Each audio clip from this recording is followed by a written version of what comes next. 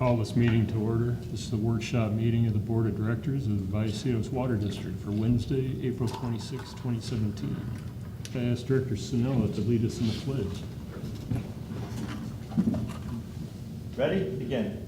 I pledge allegiance to the flag of the United States of America and to the republic for which it stands, one nation, under God, indivisible, with liberty and justice for all. If we have a roll call, please. Here. Here. Present. Here. Here. Okay, next is adoption of the agenda for this workshop meeting. So moved. Second. Been moved and seconded to adopt the agenda for this meeting. All those in favor say aye. Aye. Opposed, say no. Carries unanimously. Okay, public comment. I don't have any public comment slips for matters not on the agenda, so we'll move right into agenda item 1. Take it over. All right, thank you, President Elitharp. Good evening, members of the board. Today, staff is going to be presenting to the board a preliminary CIP for fiscal year 17-18. No decisions are being made tonight, but we are looking for any kind of input or direction the board may want to give. The presentation will include a 5-year outlook for the CIP, so it'll include from fiscal years 17-18 through fiscal years 21-22. The projects on the list that you'll hear do include water and wastewater projects and recycled water projects. Some of the projects on the list include carry-forward projects, which are projects that have already budgeted and have not yet been completed, as well as new projects. So some of the projects were presented in previous years, but were deferred for budgetary reasons, so we'll talk about that as well. And some of the projects are addressing capacity issues, and some are addressing replacement. The information that you'll see tonight was presented to the Finance Committee last Monday on April 17th. Wes Owen will be leading the discussion tonight. So before he comes up, he's going to define what a capital project is. He's going to provide a general overview of the CIP program. We're going to look at the water and wastewater programs at a very high level. We'll discuss whether projects are related to replacement, capacity, or both, and we'll explain why that's important to the board. And then James will step up and he'll talk about some projects in greater detail, and he'll be able to answer any questions that the board members have about specific projects. And if time permits, Wes will go over the vehicle and equipment lists. And Operations Manager Pedrazi is still out of the office, so he's not here. So if there's very specific detailed questions about equipment or some of the more detailed things operationally related, we may need to get back to the board on that. Ed is due back in the office next Tuesday. Ultimately, both the CIP and the operating budget will be compiled for the board's consideration, and eventually they'll be factored into the rates that will be presented to the board at a later date.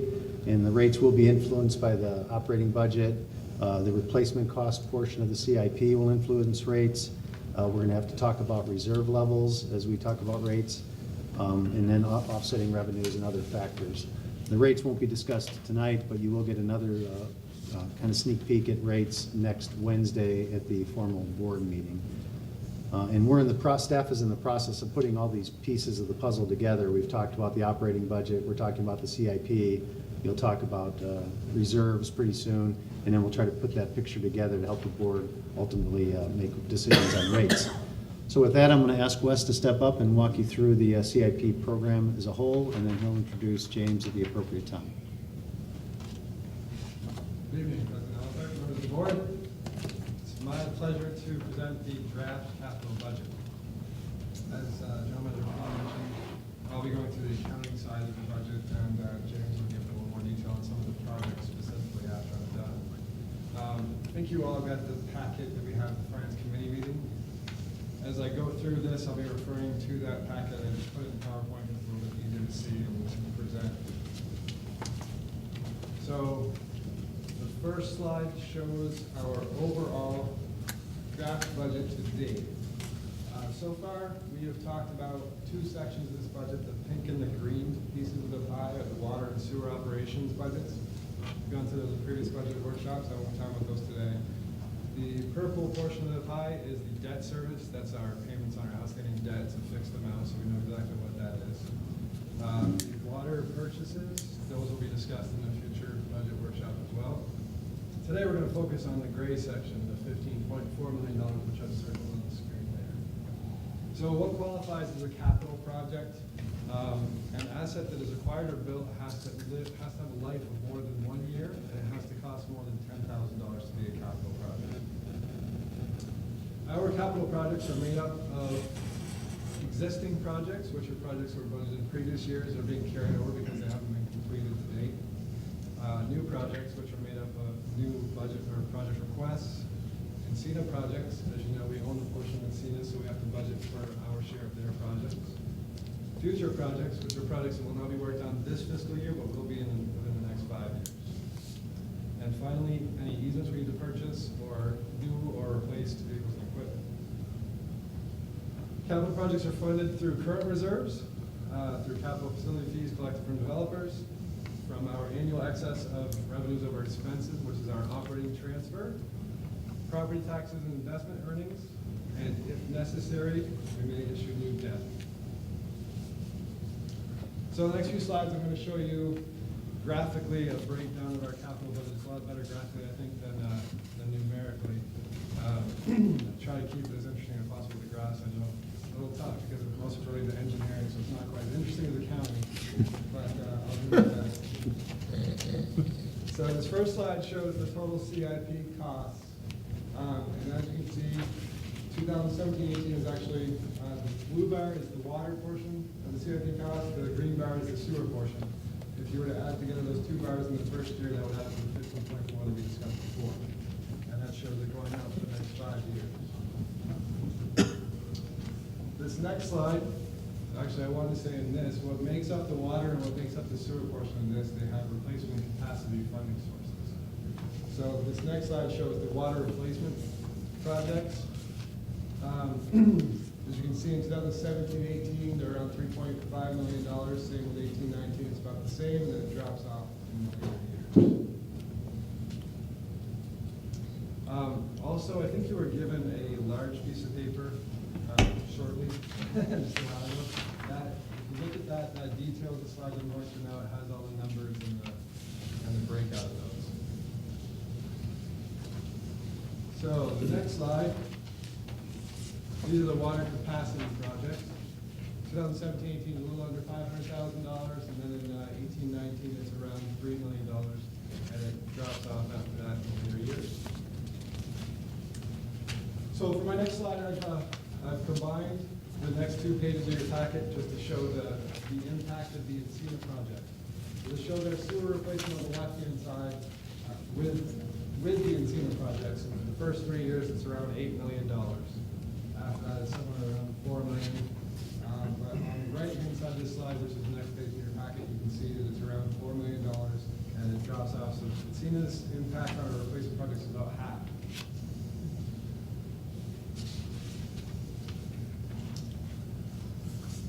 This slide shows the sewer capacity projects.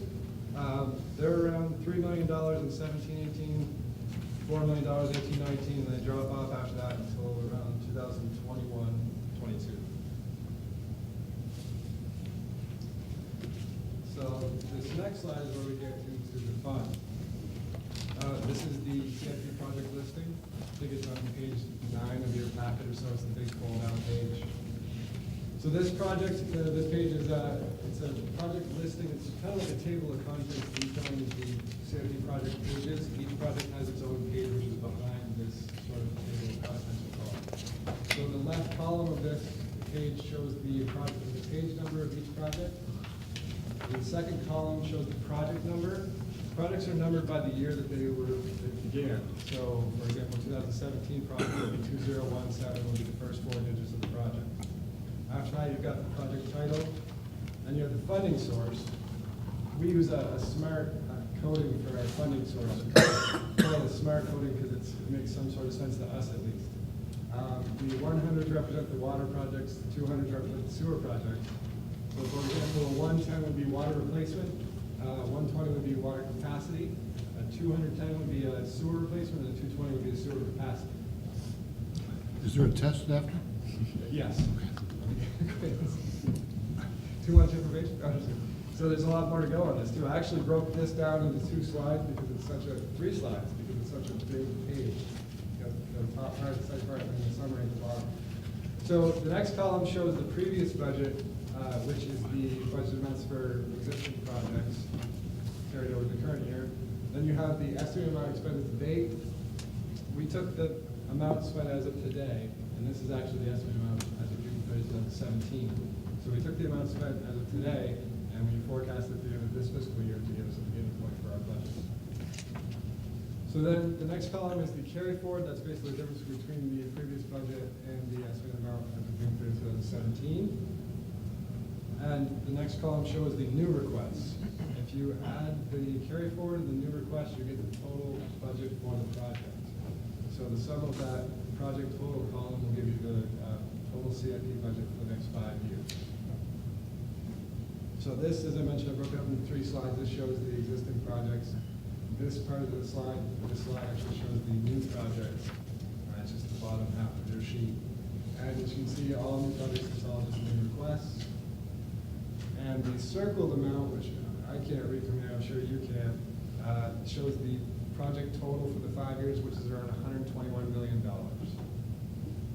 So to the right of this on your very large page is the breakout over the next 5 years. You have a lot more detail now, but I summarized it here. So you can see, for example, the first column is the 17-18, and the carry forward and the new projects total to the $15.4 million we've talked about so far. So that is the sort of heart of the project budget. The next slide shows a CIP project page. I won't go over all of them because it's going to take us all night, and I know that. But I'll give you an example of one. So this is the Encino Trail Land Downfall. The CIP project pages show the name of the project. They give a description of the project. The project manager, which is usually Mr. Gumpel. The project number. They have comments on the project which describe what the project will accomplish. Then you have the operational impact, the project spending plan, and the estimated timeline, which details when it starts and each phase of the project. They also include some very creative artwork up in the top right-hand corner, which has got to be my favorite part of the CIP page. I know it's Mr. Hubbard's favorite part. He has so many creative those. And lastly, I have the easements, vehicles, and equipment budget page. This is just for the current fiscal year. The top part shows the easements. They'll be budgeted for this fiscal year, 2018. There's only one budgeted for this year. The middle section of it shows the vehicles and mobile equipment that are either new or replaced requests for this fiscal year. And the bottom part shows the facilities and apparently non-mobile equipment for the upcoming fiscal year budget. That is all I have for my presentation for the capital budget. Questions? Relative to the equipment, where we see new or replacement, is that the net? Do we expect to receive any money if we do sell a vehicle, and what we see is the net? We do budget for that, yes. Thank you. If I could. Oh, very good. Okay, I would just want to get in my head grasping exactly what you're telling me. So if I'm looking at page, you gave 36, but I would like to ask about page 40, which is the Montiel gravity outfall. And at the bottom of the page, under project spending plan, if I'm reading it right, in the end, when it's completed, we will have spent, is this what it's telling me? We will have spent $4,725,000? That's correct. Okay. So that's over the whole course of the job. The whole course of the project. We don't know exactly when that is. Yeah, we have an estimate based on the schedule of when that is, and so basically you can see, if you look at on page 40, not of your package, but where it says page 40 on the detail sheet, where you're looking right now. Just, yeah, You see each fiscal year, so you can see next fiscal year, we're budgeted for $380,000. okay, And stop right there, because that's my question. Okay, so if I were to add up the expectations that you've got between the previous spending and what we're anticipating as a budget for the next, through 2019, 1920, we would have spent the $4,725,000, right? Yes. Okay, And we're saying that for this year, we're 17-18 fiscal year, we're anticipating $380,000 being spent. if I'm- Correct. Right? So how does that 380 reflect, and the 4725 reflect with the 17-18 budget request of the 2,975,000 at the bottom? So the way that works is, Director Evans, is for the year, for the fiscal year 2017, we're adding a total of $2,975,000 to the total budget. Not being spent that year, but it's just an overall, so this way we can track when the budget amendments happen as far as when we change these sheets and the reasons why. Okay, because when I got going after a while, I started seeing someone say budget request 0, and then it would have a number, and I was totally confused. But what's this year we anticipate spending is the 380,000, That's correct. assuming all goes well. Yes. Okay, great, thank you for that explanation, I just wanted to be sure I had it. And since we're, Follow up on the same one, after reading through it, very exciting that we might be giving this to the city of Escondido, therefore saving us $4.7 million. Is that what I'm reading here? actually, so we have 3 projects that we would have to do if this project doesn't go forward, which is above $4.7 million. So, so the way it's budgeted is, there's a small savings if we do this project. However, we get rid of a pump station, which changes and reduces our operational costs. So it's a win-win if we could get this done. Right, but if we can get this done, are we still gonna be spending the $4.7 million?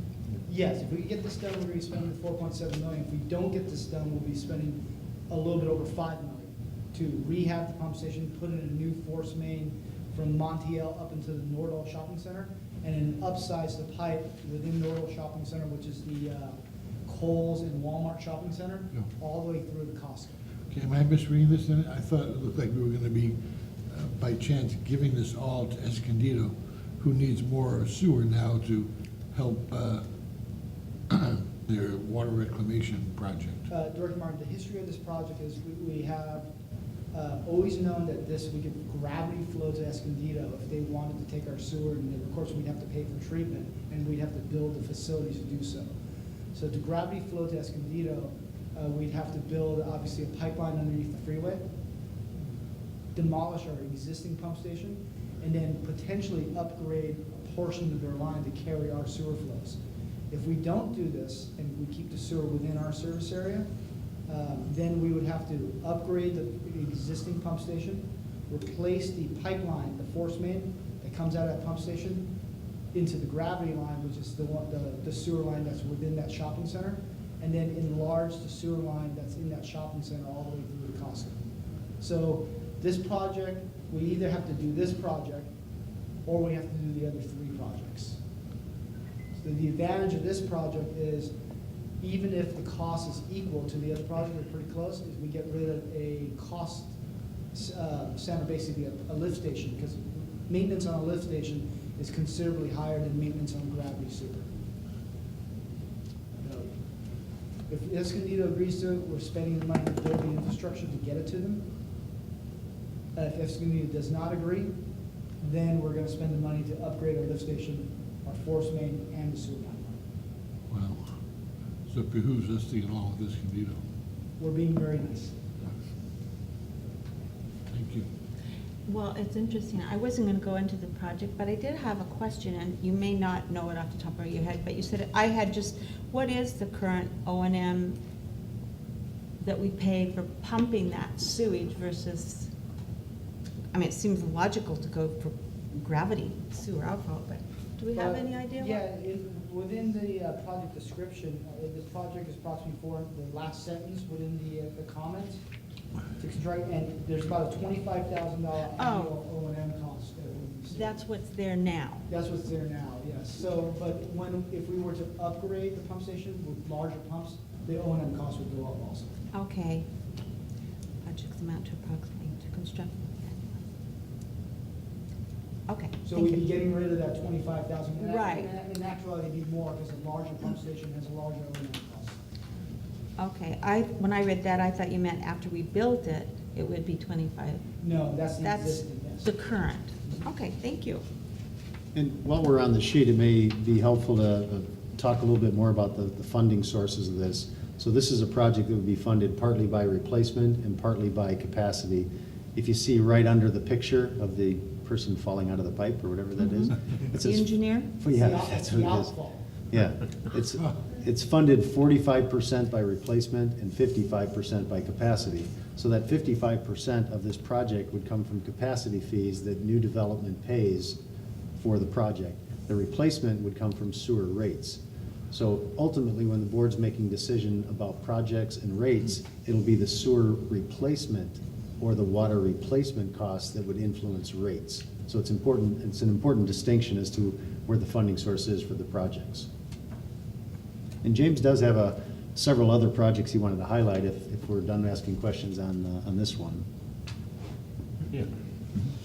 Okay. Okay, with that, and actually, that's exactly the point I was going to next, is it's important to look at these sheets and look at where the funding source is, and also where the expenditures are, as far as the board looking at making decisions on how the project impacts the district and our ratepayers. Some of these projects have no impact on ratepayers. If you look at the first one I'm gonna give, which is the one Wes used on page, it's sheet 36, which is the Encina outfall, parallel outfall. That project is 100%, right underneath the picture, sewer funding, sewer capacity. So it's 100% expansion. Our existing outfall carries enough, pretty close except during peaks, that we don't need another outfall. But for growth, we already do. Matter of fact, there's a little bit of component even in replacement of our existing outfall, where we're not parallel in these sections. That will be replacement. This project here is for the parallel portion. So this basically is all funded from 220. So, and if you look at the fiscal year budgets on this one, you're looking at $80,000 proposed for the next fiscal year. Most of the spending on this starts really after 2021 and thereafter. So really, a lot of the funding source for this job, which is a large job of $31 million, is really being pushed into the future years.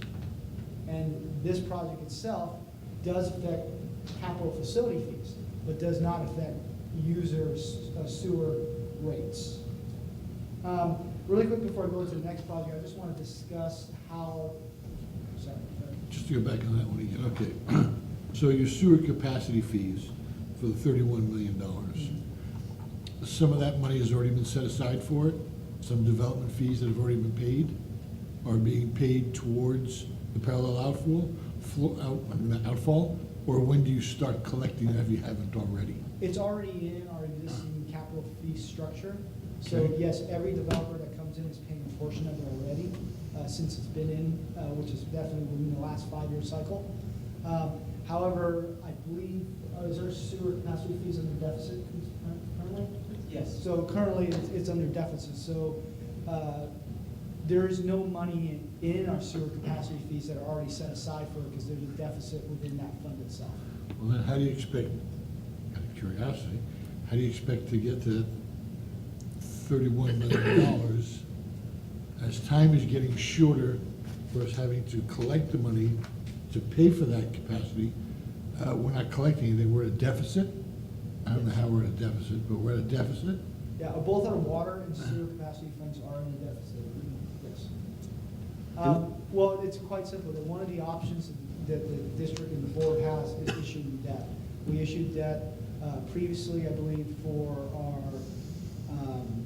Twin Oaks Reservoir expansion project and also our Metal Art expansion project. Last time we offered. And if I may, because this project is so far out, we actually phase in when we do the capital facility fee study, just like when we do the master plan.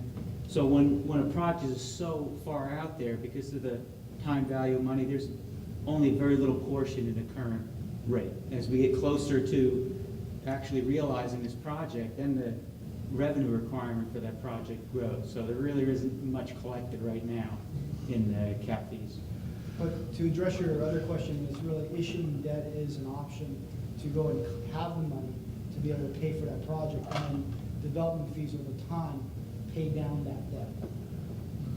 Assuming your development fees continue at a rate enough to be able to pay it back. Otherwise, it's gonna fall on the ratepayer, ultimately. Everything falls on the ratepayer, ultimately. I guess my question is, what were to say tomorrow? It's not gonna happen, but there's a moratorium on building. Well, You wouldn't need the outfall, is that correct? We wouldn't need the outfall as it sits budgeted today. We already need portions of the outfall currently. Okay. But you're right, we wouldn't need a $31 million job. It would be a different scope. You said we already need portions of the outfall. Now, is that portions of the full program, like the design and planning, or is that physical pieces of the outfall today? Both. Both. Okay. So then, I want to be clear, because I don't want misconceptions. Director Martin said the fees would fall on the ratepayers, but I think that's incorrect. If, A, we don't have any development, then we don't need an outfall. But if we do have development, the developers will be paying for that. So our ratepayers are not going to be paying for this additional outfall, correct or not? Yeah, if I The way may. we're set up, that is correct. I mean, Okay. unless the board changes something, But- the way everything is set up currently, the growth pays for growth. Right. Replacement is paid for by user rates. Right. And if I may add to that, it's a timing issue. Right. So basically, if you had your fee structure properly calculated, so you know how much development is going to occur, what size facility you need, and you know the cost of that facility, ultimately, when development is done, you'll have collected enough fees to pay for the facility. Right. But like most facilities, you have to have the facility in place before the development occurs to service that facility. So the facility needs to be built before all the fees have been collected. So it's not uncommon that a facility fund would be upside down. We're fronting the money, it gets built, and then we collect fees as they come in over time. And then it reimburses the. Right, then you reimburse as those fees come in, it helps get you out of that deficit. And if the deficit gets too large, you could issue debt, you could incur debt to get an infusion of cash to cover that, but then you have an ongoing debt payment that you have to calculate. And that debt payment would then be paid by the ratepayers? Correct. No, by No. developers. Well, Yeah, but if we don't have all the developers, as you said, in place before the outfall is built, and we go out and get a bond to build the outfall, we have to make a bond payment, Well- and if all those, I'll ask Mr. Scaglione to come up, Yeah. but you don't want to shift the burden from development to existing ratepayers just because you Absolutely. issued debt. Absolutely. Absolutely, you don't want to do that, but Right. it could happen. No, well, probably because of California constitutional reasons, you have to keep it separate anyway. We have to keep a separate accounting for it, so we never intend to pay any growth with ratepayer money. It's completely separate. Burdening the development to accommodate growth is very common. Right. But the debt goes into the same revenue requirement. Just like we do a revenue requirement for user fees, same thing, we do a revenue requirement for capacity fees, and part of that revenue requirement is the debt that is funded growth projects. I'm still a bit confused in that if we need the outfall before all the development has shown up. So that bond payment is due like your mortgage payment every month. And if you don't have enough development that month to pay that mortgage payment, who pays for that? Where's that money come up? It's a deficit. It's paid out of reserves, Ah. but we track that as a deficit, like Okay. when we restore that deficit, it's like paying back the. Right. the- Exactly, okay, so then we use our reserves, our bank account, our piggy bank, to pay the money, and then when the developers do show up, we replace our piggy bank. And we're never, our reserves are not in jeopardy of being less than our mortgage payment. Right, well, that's what planning is all about. Yeah. You're gonna get a little bit more on that probably towards the end of May when we have our projection done, and then we're gonna talk about reserve more in detail. Okay. And you can't talk about one without the other, Right. so we'll be talking about them both together. Yeah, these pieces are all interrelated. When you look at the Oh, yeah. operating budget, the capital budget, the rates, the reserves, okay. they all work in concert. I just want to be clear that when the ratepayers don't have to worry about any of this. This is, That's why we show the negatives, Yep. the deficit, because we show the reserve completely restored. okay, Completely great. restored. All But to right. get rid of the get rid of the deficit, we Yep, sometimes got we it. have to incur that. Got it. So Director Snow. Tom, can you remind me what our current wastewater capacity fees are, the $7,000 or $8,000? 8,400? And does 100% of that fee that developers pay per unit, right? Does- Per year. Yeah, so does 100% of that 8,400 go towards these types of projects? Yes, we keep a separate accounting for it. It's that reserve report you see, then you have the 4 columns.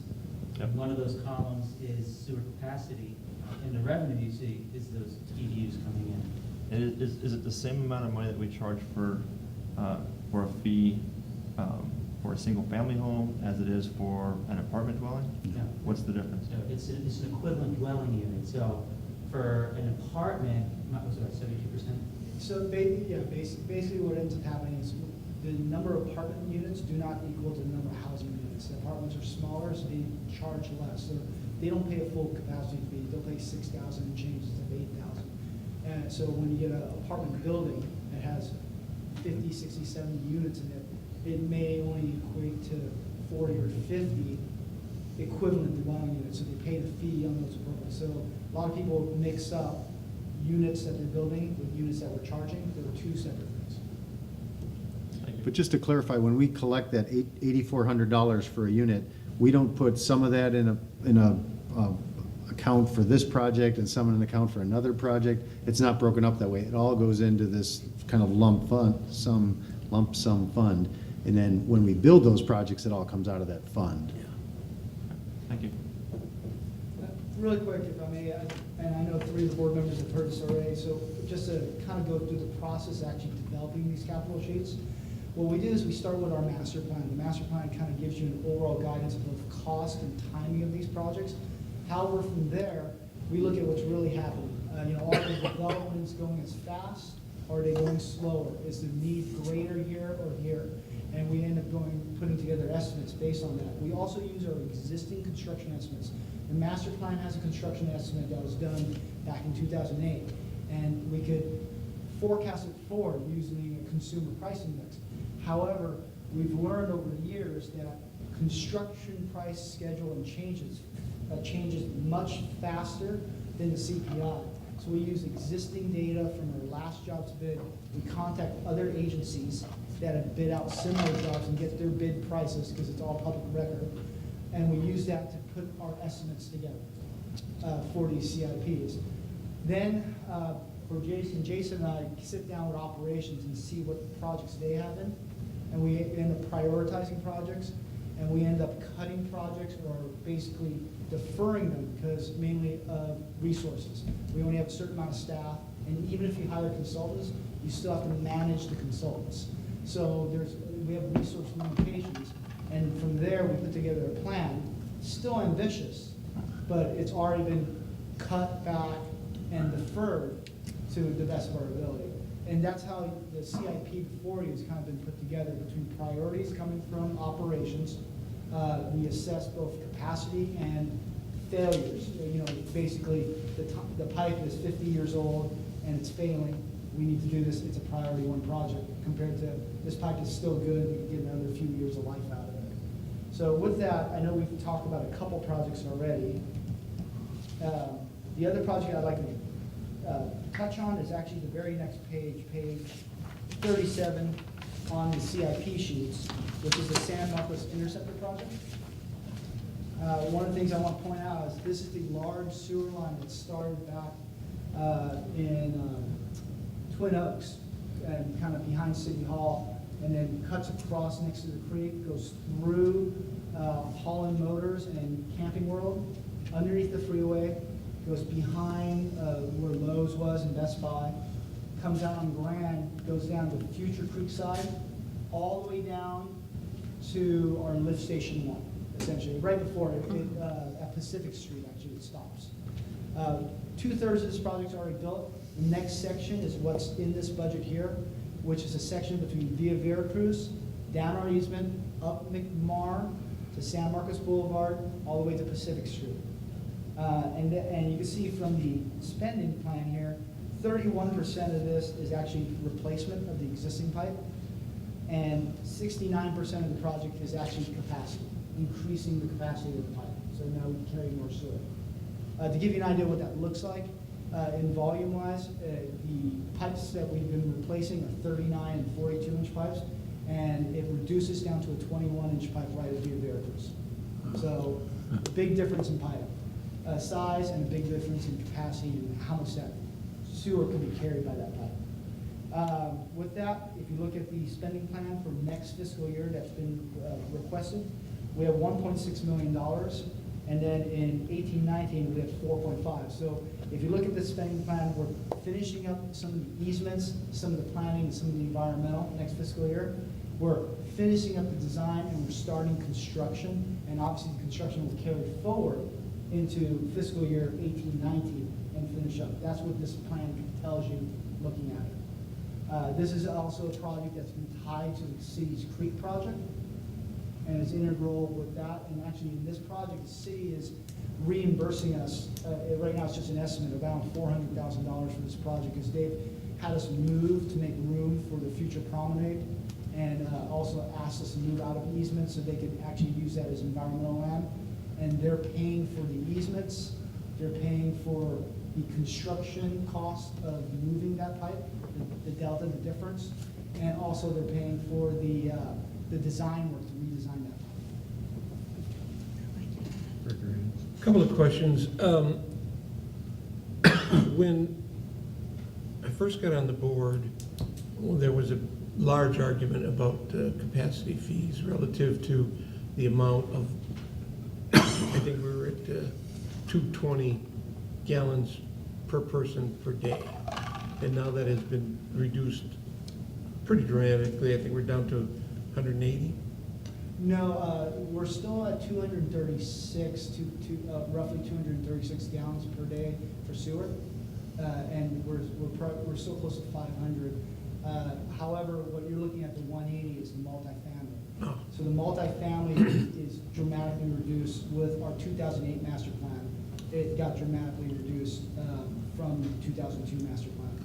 Well, where I'm going with that is there is movement afoot to reduce the individual use of water indoors dramatically. And with that reduced, does that in fact reduce our flow on the outfall, extending that even further?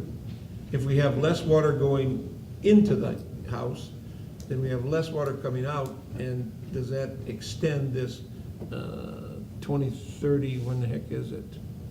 Well, it doesn't say, 22? It's in 22 Beyond? and thereafter, and it has a potential, and matter of fact, the outfall was eminent previous to the recession and the drought, and when the recession happened, growth stopped. Mm-hmm. And when the drought happened, water uses went down, and that has had the beneficial effect, it had a lot of negative effects, but the beneficial effect was delaying and deferring the need for the outfall.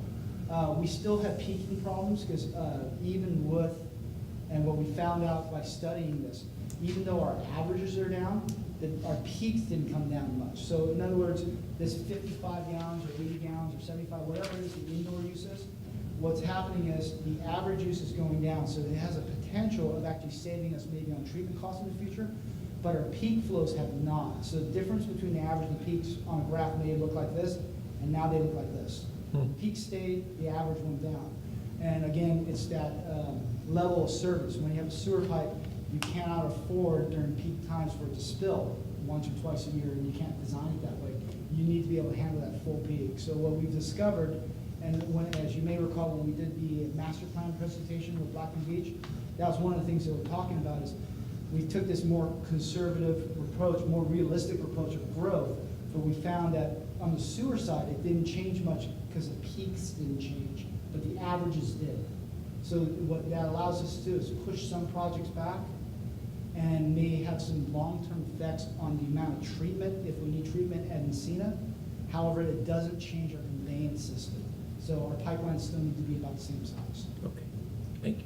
Yes, so that, to kind of go on with that, the 236, that's per EDU?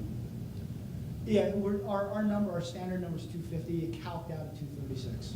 Yeah, and so in reality, the number is actually a lot lower, but because of the peaking problems, it's prudent to keep it at Yes. something higher.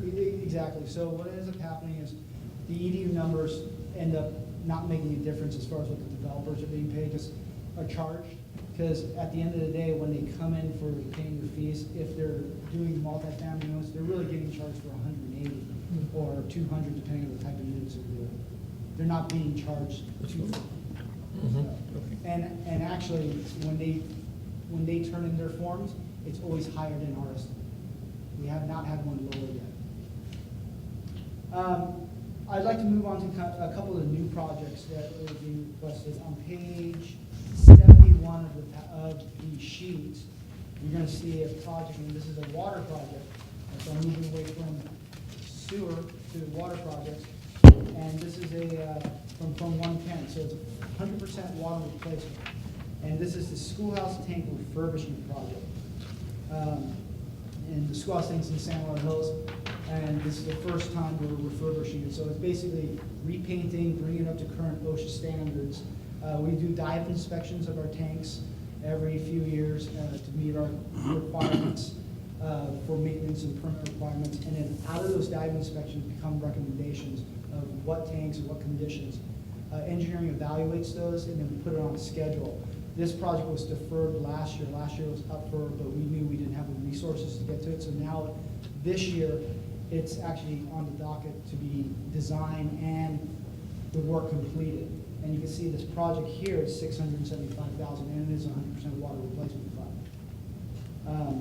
The next one. James, before you move on average, how often are we into a tank for an interior recode?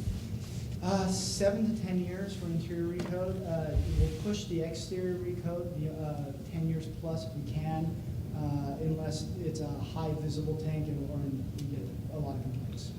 Thanks. And this 675 on this tank is part of that O&M that the whole district is paying rather than that we talked about with the pump zone? Yeah, Charges. this is not So a- this would have been what we were talking about, with, that everybody pays the O&M? Correct. Okay. It's, And also, Director Althorpe, one of the things that we have been doing is we've been using on the above the water line a zinc coating, which is supposed to be help with, because that's where most of the corrosion happens, above the water line. And the reports, we haven't had one long enough to see, but the reports are that should help with the deterioration, because we'll actually lose steel to the point where we have to replace I-beams above the water line, because it's hot, it's humid, it's just a corrosive environment.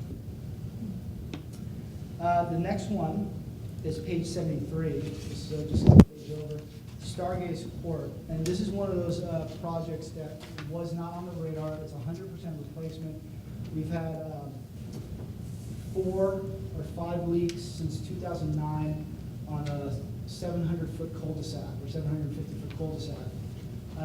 This is in San Laura Hills, and some of the board members may recall a project called Sagewood, where we had to replace a quarter-mile pipe. And what we discovered there is when they built that street, it was during a wet year. What was the first project in San Laura Hills, and they couldn't get good ground for the street, so the city had them dig out the extra dirt and put cement in and mix it in, a concrete treated basin. And when they did that, they needed to stay a foot above our pipe. And it's a ductile iron pipe within a polyethylene bag. So to stay a foot above our pipe, the contractor probed the pipe. Every now and then they probe the pipe, and every place they probe the pipe, we had 18 breaks on a quarter-mile pipe there. And what we were getting is spot corrosion. This is a similar situation. The street is concrete treated, and we're getting corrosion, perfectly round holes on the top of the pipe, or some on the side of the pipe, but mainly on the top. And it looks like probe marks, similar to what we found in Stargaze. And these corrosions don't happen overnight; they take years. And this development was built in 2003, 2004. So obviously, it's been a little while. The service life of the pipe is well beyond the normal service life. But however, because of the breaks there and the cost of repairing the breaks, replacement of this pipe with PVC is prudent. So one of the operations requests was to replace this pipe, and it's got put on the budget. Have we changed policy relative to how contractors identify where the pipe is? I mean, Yeah, actually, we use PVC now, so we no longer use ductile iron as our standard spec And to so- prevent any future, but that new spec's only been adopted for the last 4 or 5 years. so now we don't have to worry about that. For the future, yeah, we'll have to worry about PVC breaks, but Yeah. different mechanisms. Hmm. Plus, we have to worry about all the ductile iron that's currently in the Double. ground. Yeah, exactly. Are we aware of other areas that were treated in this manner, Yeah. that we're keeping an particular eye on? Yeah, we are. Matter of fact, for some reason, all the lower portion of San Juan Hills, when the city did that for concrete treated base, the developer, or the developer's contractor did all the streets concrete treated base in that area. So Oh, there's a lovely. potential there. Now, what we looked at when we looked at our GIS system, is some of the pipes were a little deeper, so there was no reason for probing. As we get further up from the bottom of the hill, so to speak, they didn't have to dig out material and stay a foot above the pipe. They just put in concrete treated base as they built the road. So if they didn't puncture holes in the bag, we're probably good. So there's certain streets that have the same treatment, no problems, and they happen to be further up the hill. But as you get lower, we seem to be having more breaks. That's the only correlation we can make at this time. So do we have any other lower streets we're tentatively Yes, but we watching? haven't had a lot of breaks, and We'll keep knocking on wood. Okay. Director Martin? Just a question, in hindsight's always 20/20. But did we not think that a plastic bag wrapped around a pipe would be punctured by people doing that? I mean, is that well, an engineering thought?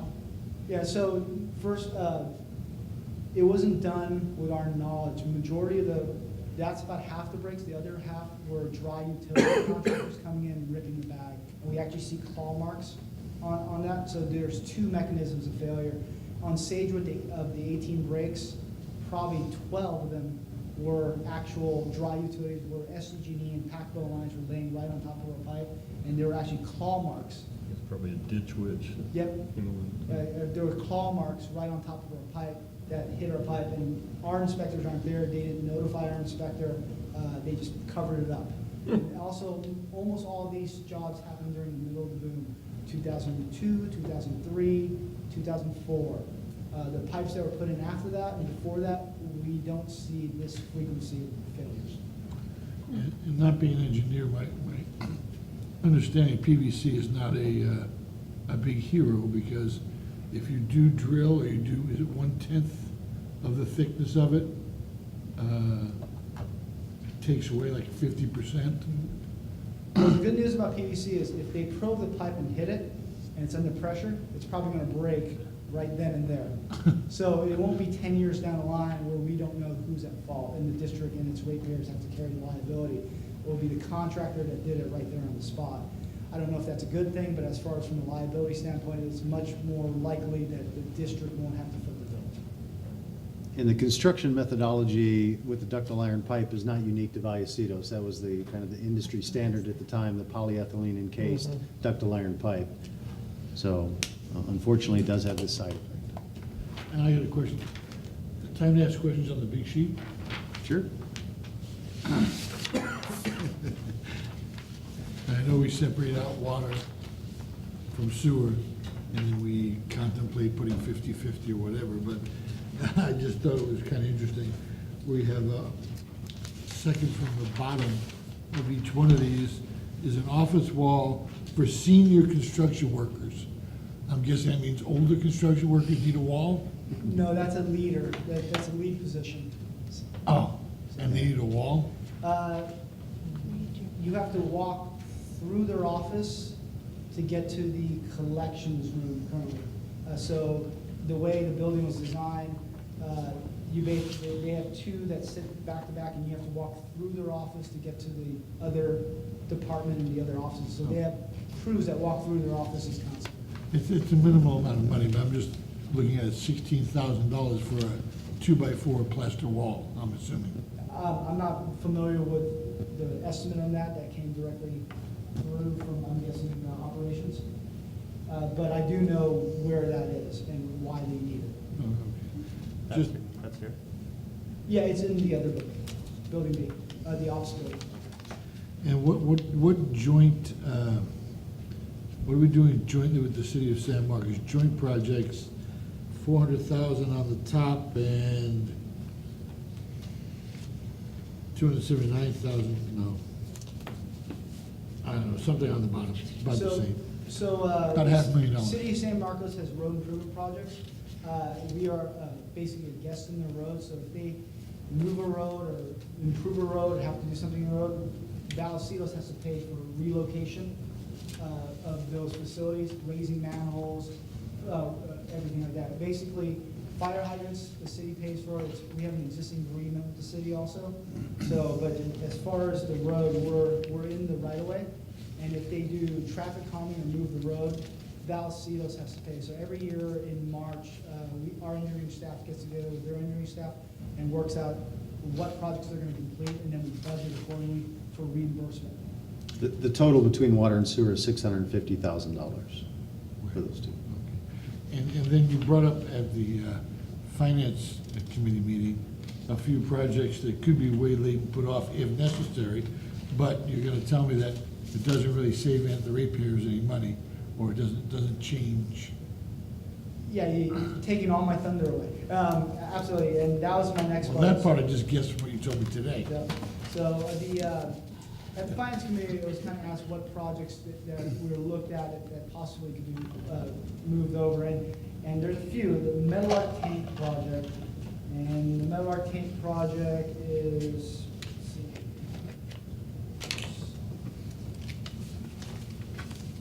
So here.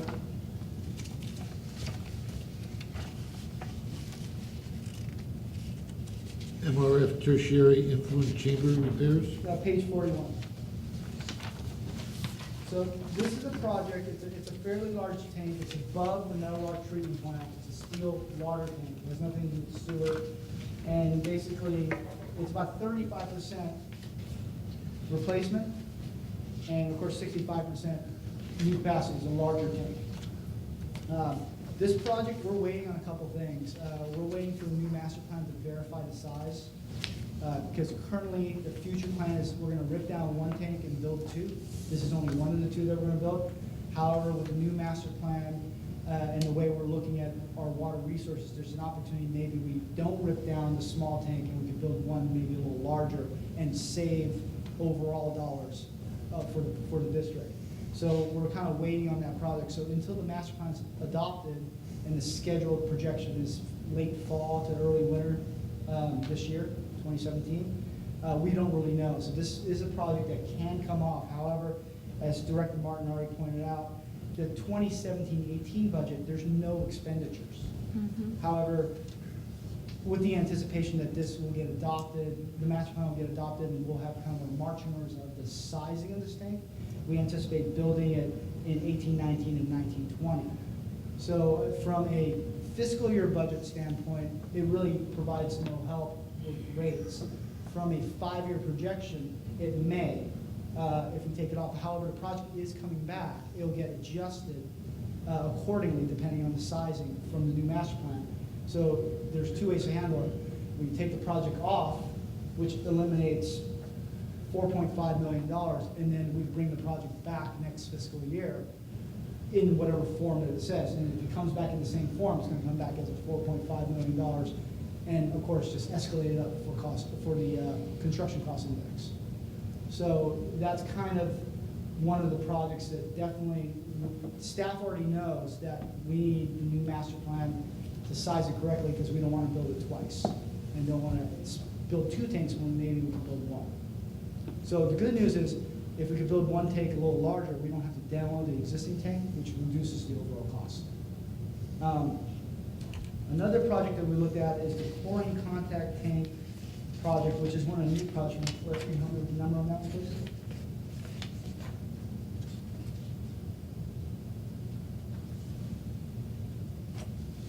Should be on page 40.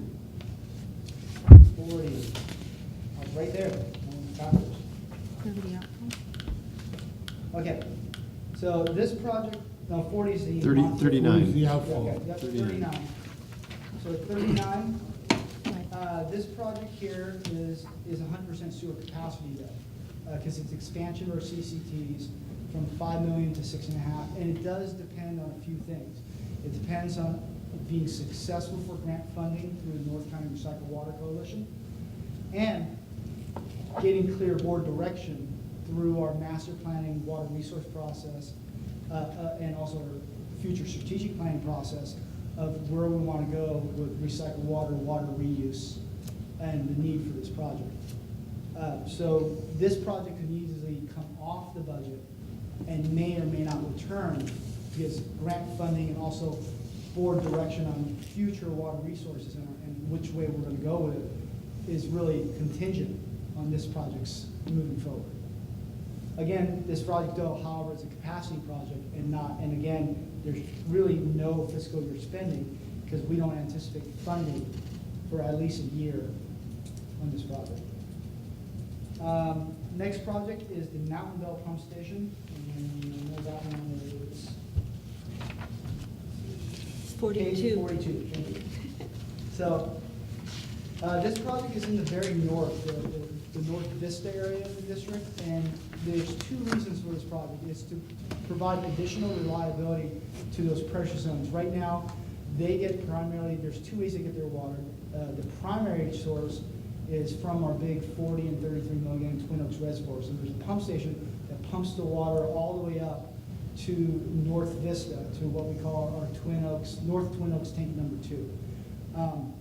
There used to be a moratorium in that area, and building the tank and a few other improvements lift that moratorium, and now we have 3 developments that are happening in that area. Also, with that, the pipeline that carries water from the North Twin Oaks pump station, which is located at our big 40 million gallon reservoir site, to there is a very old pipe. It's a very old steel pipe put in the late 60s. So even though we monitor the pipe and the pipe hasn't had any breaks in a while, we still are nervous about the fact that that's the main lifeline. There is another connection from the water authority up there that we have. What this pump station does, however, is it allows us to get water from that water authority connection that we have up there and pump it up to those tanks, because the water authority connection doesn't have the elevation to pump it up to those tanks.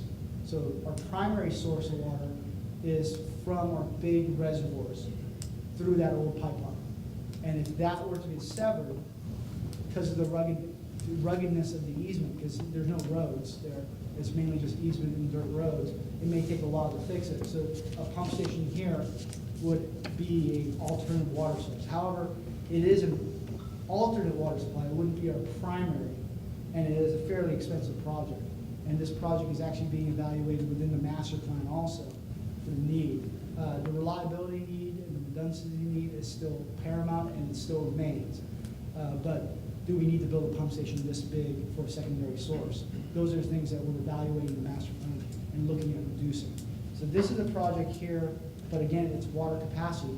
It's an expansion that can be taken off the books and put back in a different form once the master plan is adopted. And this is obviously only a $3.8 million job, so it's a fairly large job. But again, there's no funding for it until the future years. Director Snell. Hey, James, can you talk about the land outfall clearing and access road? Yes, can you give me the page number on that? I don't have it right in front of me. I was looking at the big paper. 47. So the reason I wanted the page number is we have an existing land outfall. We separate our land outfall into 2 categories, east outfall and west outfall. This is the west outfall. The difference is the east outfall is 100% Vallecitos, and it goes to from where we are, or sorry, from lift station 1 essentially, all the way to El Camino Real.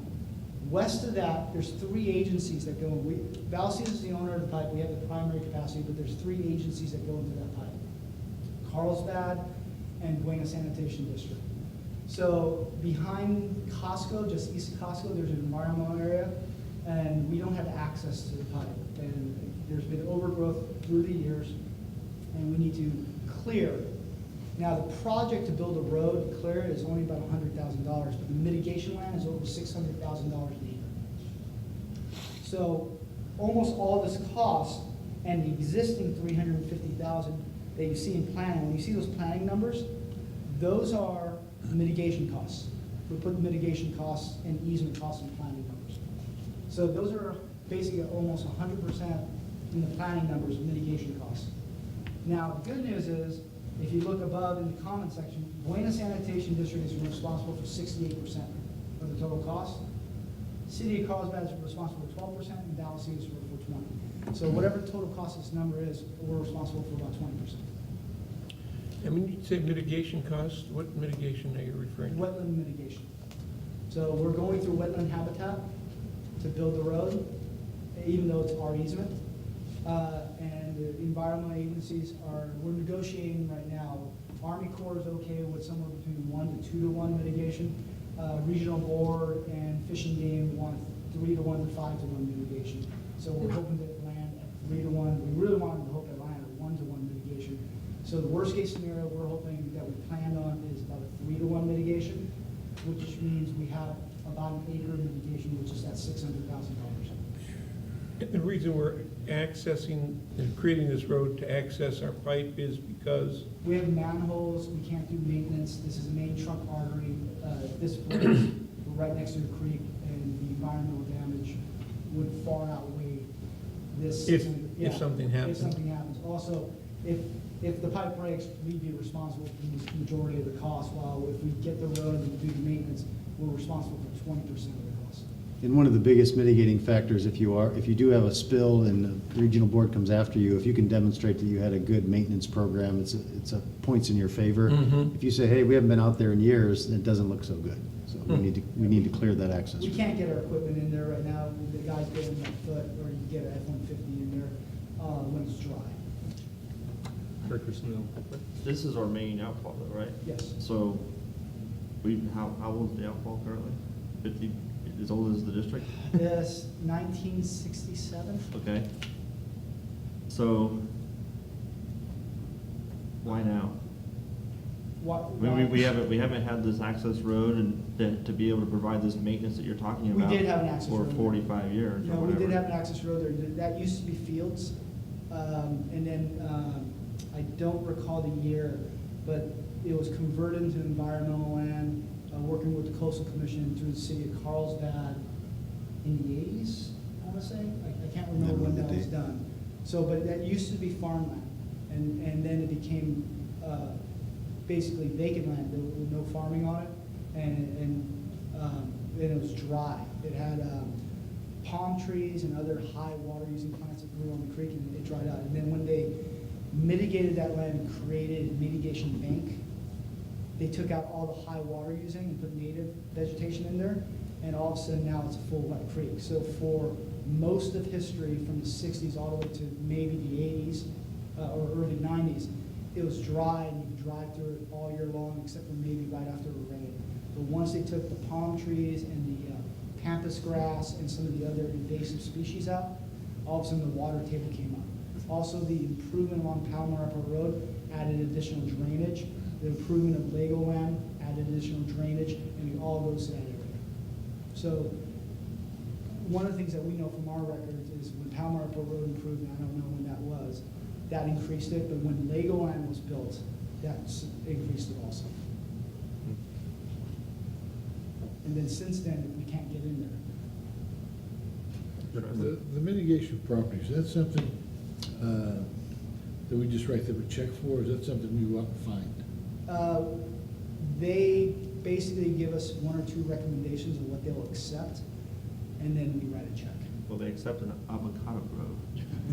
hey, believe me, If it had wetlands on it. And then, we got a pump? Is, and in this 600,000 per acre for that, does that include that you get the land and someone's gonna maintain it, that it's a wetland? I mean, we're not giving them 600 and then they're gonna keep coming back for us to maintain the wetland. it's an endowment that lasts for not only purchasing the value, but also the endowment for continued maintenance and To maintain maintained? Typically in perpetuity. Okay. And then my other question on this is, since there's three districts responsible for this, are all those districts kind of in sync in the budgeting and timing of this? Are we all kind of prepared to move forward at our percentages? Yeah, we have an existing agreement that spells it out, and the percentages are spelled out also. So it's just moving forward. Now, since the amount is so much, each agency will have to move forward with almost a kind of a written memo that gets attached to the agreement for this particular project. Anything above a certain amount needs kind of separate. Now, if we don't get approval from those agencies, we're not going to move forward knowing that we only have 20% liability here. Okay. However, this has been a three-agency effort since I've been here, and for 12 years or so. We've been working on. Mhm. And then, is there like a lead agency in the process? We're the lead agency We are. because we own the pipe. Okay. Hmm. So these costs here are net costs? That's our 20% share? No, these are gross costs, and the reimbursements are allocated somewhere else. Oh, okay. These are gross costs. So this is the total project Yeah. before it's split up? So we leave it at 20%. So how do you come up with the 205,000 budget request? It's based on the new mitigation rates. So over the years, the mitigation rates have changed. So, and then we finally got new conditions on our road that we're trying to build, so which increased their costs. They want certain head walls and larger drainages, the Army Corps does. So as we're going through our design process, we're adjusting our budget numbers. It's constantly going down, right? I'm sorry? The cost is constantly going down. Absolutely, I hope so. The drain. Yes, the drainage is constantly going down. Those are really the four projects I wanted to highlight on. Obviously, I'd be happy to answer any additional questions on any of these items that I can. A lot of the smaller items are ops items, and I did talk to Ed, so I have some information on it, but I may not be have all the detail. Any other questions? How true that. I had one. Do we have any sense on just the water replacement projects, what percentage that is of the total installed plant facilities that we have in the ground? Is there any sense of that? For the 5-year replacement CIP? Yeah, How does well, that yeah, equate per to the year. value in the ground? Oh, I don't, yeah. Yeah, I mean, there used to be kind of a rule of thumb that you should spend X amount per year. Percentage of A it. percentage of your total plant value, but I was just curious if we had something like that. And I don't. Yeah, we'll adjust that. Okay, that'd be helpful. That should be relatively easy to Okay. follow. Thank you. I had a question, kind of is specific, like on page 53, we're talking about district-wide valve replacement program, and of course, we're replacing broken or leaking valves, which obviously we need to take care of. But when it says, the valve crew has discovered many and they target 20 valves per year for 4 years, I would just went, are we on target? And how long is the valve good for? So if we get through, I think we're showing 2 more years of valve repair or replacement, then do we have like a 20-year stretch where we don't have, or do we, is it? No, it's a constant rotating thing. So one of the things we have is a valve maintenance crew that goes out and exercises the valves, and when they find something that's wrong, they mark it, so this way they know, and they put it on the schedule. And as the valves age, some valves will last 20 years with no problems, but some valves will stop working in 5 years for whatever reason. But one of the things that we try to do with proactive maintenance is constantly exercising the valves. I know that I just talked to the supervisor, it takes them 2 years to get through all the valves in the system, roughly. I remember them talking about that, but then I was just curious why 1920 and 2021 show 0. Well, I had the same question. I'm thinking, why, so when I read it, it targets 20, and I'm thinking, oh, so we've got through them the first round, but what, we're gonna start over, but maybe it may, My understanding is that they know that they have a certain amount of valves that they've already identified. And if they can do 20-year, which I don't know if they can, but that's the goal, then they would get through what they know right now. And But- that's why there's a 0? But after, you know, as every year, they identify more. So what will end up happening is you'll probably see a shifting. I don't know what they've done in the past, but you'll probably see a shifting of that. But they know that they already have, let's say, 40 in their backlog. Mhm. Well, there's way more valves to fix than we have money to fix, I can guarantee you that. Yeah, Well, well, just to then- put numbers to it, we have over 7,000 valves. I was gonna So if say. if you're only replacing 20 per year, that's a 350-year cycle to get to a valves. Yeah. Oh, good. Valves aren't lasting 350 years. Right. So it might be a little more realistic to Well- put some numbers to. Would it be a cost savings to buy all 7,000 valves now at Yeah. surplus buy and just leave them sit? I don't know where we put them, but And plus the Well, seal- everybody has a car the trunk. seals go Yeah. bad. You need to get them in the ground. Yeah, I know. You have to put them in little water bags, right? Yeah. Okay, well, that answered that. Anything, there's nothing more in the presentation? no, and again, we're not looking for any direction tonight, and we're still massaging the CIP. This is just to give the board a preliminary look of where we're heading. I don't know that it'll be significantly different when we present it for formal approval, but there will be some changes, and we'll certainly take the input we've received, and we'll take a closer look at it. All right. Thank you, James. Thank you, I have James. one Thank speaker. you, James. Hold on a sec, I do have just one more question. Go ahead. And my other question is on the Lake San Marcos sewer replacement relining project, and I just wanted to know how much would it cost, is replacement cost, versus how long do we stretch the use of the pipe when we reline it? Because we do two things, it sounds like. We're replacing 1,000 feet, and then we're relining another 750? And so a little history on this job. So we had a section, for some reason, on Lake San Marcos, the pipe is getting calcified and getting smaller and smaller with calcium. So you guys may remember when Braden was here, one of the projects that we moved forward with engineering and Braden was to go in there with special jets and etching tools, basically high pressure, to see if we could etch that out. And we were successful for a big portion of it. And now we're observing over the last several years since Brady's been gone, that the calcium is coming back. So the idea is in some of this area, it's pretty tight areas where it's hard to replace, is instead of going in and replacing a pipe with a PVC pipe that won't leach in that calcium, it's lining a section of it because we don't have access. And then replacing that, we don't need a larger pipe in this area. I believe it should be 100% replacement, yes it is. We don't need a larger pipe in this area, but the cost of going into those certain areas within Lake San Marcos, because there's areas in Lake San Marcos when that was built in the 50s, they gave 5-foot easements for sewer, and then they built houses on both sides. So there's no way you can dig up a sewer line with a 5-foot easement and a house on both sides. So lining is really the only choice. That being said, lining typically will be a little bit less expensive if you have the footage, but in this case, it's kind of a push. The lining is necessary because we cannot dig it up. Okay. In portions. So some of it says it can be relined instead to extend its life, but Yeah. that means we probably have to go in again at some point. Well, the linings Oh, are, it's it's not the better than PVC. the pipe. Yeah, we'll do like an internal lining that's something that'll keep that from happening. And then we have to watch that line over time. We've had line pipes in the ground for 20 years and they were great, but we've got other linings that fail. So you never know. Yeah, and it, obviously, every year we have a sewer cleaning program. but We also have a sewer inspection program where we have a CCTV, closed-circuit television truck that goes out there, and we run cameras through the sewer lines to get an idea of the condition that they're in. Thank you. Thank you. Thank you.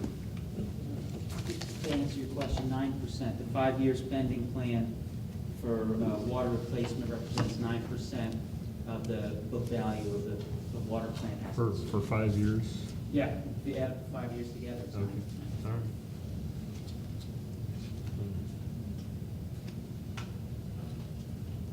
All right, we've got one request to speak, Mike Hunsaker.